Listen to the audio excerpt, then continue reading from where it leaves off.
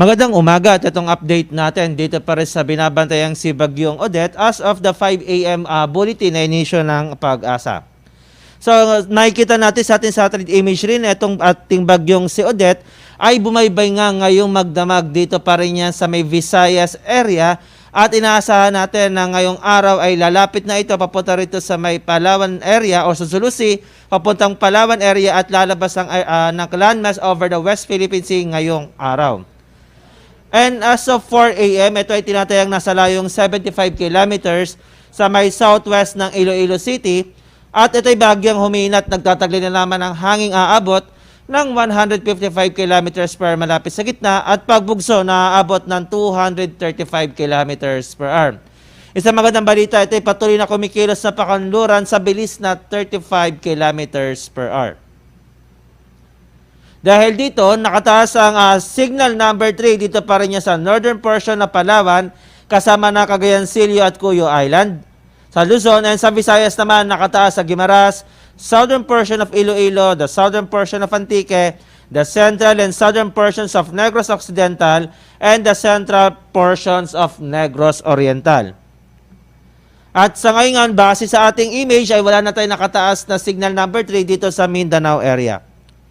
Signal number 2 over Luzon ay nakataas pa rin niya sa southern portion of Oriental Mindoro, the southern portion of Occidental Mindoro, Romblon, the southern portion of Masbate, and the central portion of Palawan, kasama na yung Kalayaan at Calamian Island. So, itong mga areas na ito ang babantayan natin buong araw dahil dito na posibleng tumahak itong sentro ng bagyong si Odette.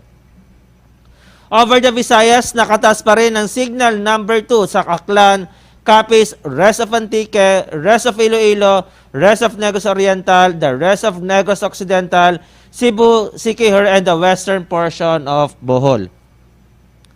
And signal number 1, nakataas ngayon sa Catanduanes, Camarines Norte, Camarines Sur, Albay, Sorsogon, the rest of Masbate, including the Ticao and Burias Island, Marinduque, and the southern portion of Quezon. Also, nakataas din to sa rest of Occidental Mindoro, including Lubang Island, the rest of Oriental Mindoro, and the rest of Palawan, at kasama pa rin ang Batangas. Over the Visayas areas, nakataas pa rin to sa Eastern Samar, Samar, Northern Samar, Biliran, Leyte, Southern Leyte, and the rest of Bohol.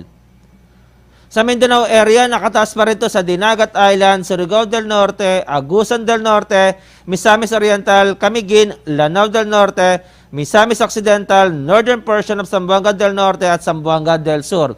Habang itong si Bagyong Odette ay kikilos nga dito sa pakanluran, palayo ng ating bansa, dahan-dahan na nating ibababa yung mga signal, lalo na rito sa eastern side ng ating bansa, which is talagang directly tinamaan, especially dito sa may Surigao area, down to Bohol and Cebu area na binayo ng malakas na ulan at hangin ng dala ng Bagyong Odette itong magdamag. So bukas ng madaling araw, ito ay tinatayang nasa layo ng 240 kilometers west-northwest ng Puerto Princesa City sa may Palawan at over the West Philippine Sea. So nakita natin na nababaybay nga lang niya buong araw. Ito mula rito sa Negros Island, papunta rito sa Palawan. Ngayong araw natin inaasahan kung hindi magbabago ng bilis at direksyon itong si Bagyong Odette. Bukas naman on Sunday ng madaling araw, ito ay tinatayang nasa layo ng 300 kilometers northwest ng Pag-asa Island in Kalayaan, Palawan at nasa labasan ng ating area of responsibility. So over the weekend natin ito babantayan dahil ito nga lang yung critical is ngayong araw and bukas ito ay nasa natin nakikilos na papalayo ng ating area of responsibility.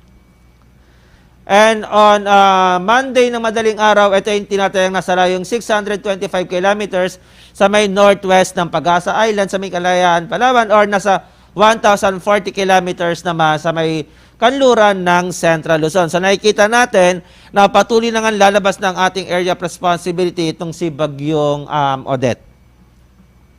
At anong inaasahan natin? So patuloy pa rin yung mga pag-ulan. Ito na yung ating binibigyan ng diin. Ito mga kababayan natin over the Western Visayas and Palawan area ay dapat na maghanda dahil sa nakita nating epekto dito sa Central Visayas area na binayo na malakas na hangin at ulan ang mga kababayan natin dyan at posible rin niya maranasan pa rin ng Western Visayas, Palawan, kasama ng Calamian, Cuyo at Cagancillo Islands and Negros Oriental. Ito na yung mga binabantayan natin kasi nakita na natin yung hagupit ng Odette itong magdamag, especially nga dito sa mga kababayan natin sa Central Visayas at paghahanda para naman dyan sa Western Visayas and Palawan area. So sa track naman, forecast pa rin natin na ito ay babaybay ng Sulusi at lalapit sa vicinity ng either Cuyo or Cagayancillo Archipelago ngayong tanghali. At bukas naman ay naasahan natin na maglandfall pa rin dito sa vicinity ng northern or central portion ng Palawan. Inaasahan natin yan na mangyayari ngayong hapon.